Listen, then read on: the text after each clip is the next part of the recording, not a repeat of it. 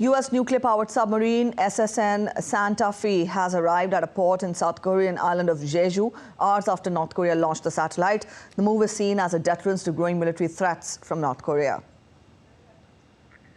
All right, our correspondent Andrew Wood is joining us with more from Hong Kong. Andrew, good morning. South Korea has suspended a part of the 2018 military agreement with North Korea as a fallout of the spy satellite that was launched by North Korea. Apart from this, how far will this development have a bearing on the already tense situation in the Korean Peninsula? It certainly doesn't help. The more launches that North Korea makes of ballistic missiles, and ballistic missiles that fire warheads, and ballistic missiles or rockets that fire satellites into space aren't that different.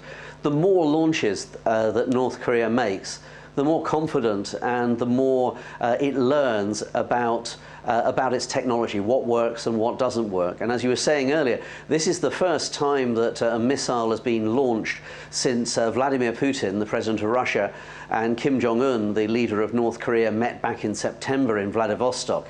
And the deal there was that North Korea would supply Russia with ammunition to be used in the war in Ukraine. In return, North Korea would get technology that would help it to develop its satellite program.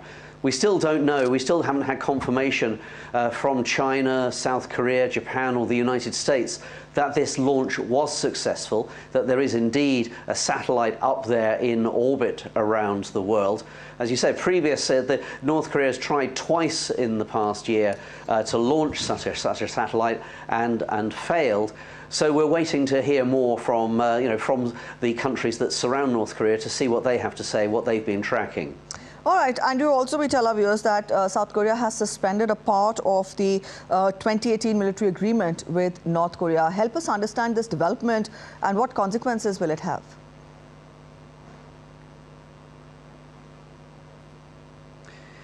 Well, the military agreement was a step forward. It was a long way from trying to reform or relations between North Korea and South Korea. The key thing is partly it was about communication, that a hotline was set up between Pyongyang and Seoul, and it's not clear whether that's going to be disconnected or not. The other measures were just basically to try to stop misunderstandings or accidents when military exercises are going on, especially military exercises that use live fire, firing real ammunition rather than dummies. Because an accident in those cases, could be misinterpreted as an actual attack. The idea was that both sides would create buffer zones around such exercises. There were also smaller measures about reducing the number of guard posts overlooking the DMZ, the demilitarized zone. This strip, a 4-kilometer wide strip, that runs along the demarcation line between North Korea and South Korea. And in theory, that's the both sides' militaries do not operate there except for running a few patrols. All right, Andrew, we'll leave it here. Thank you for joining in with those details.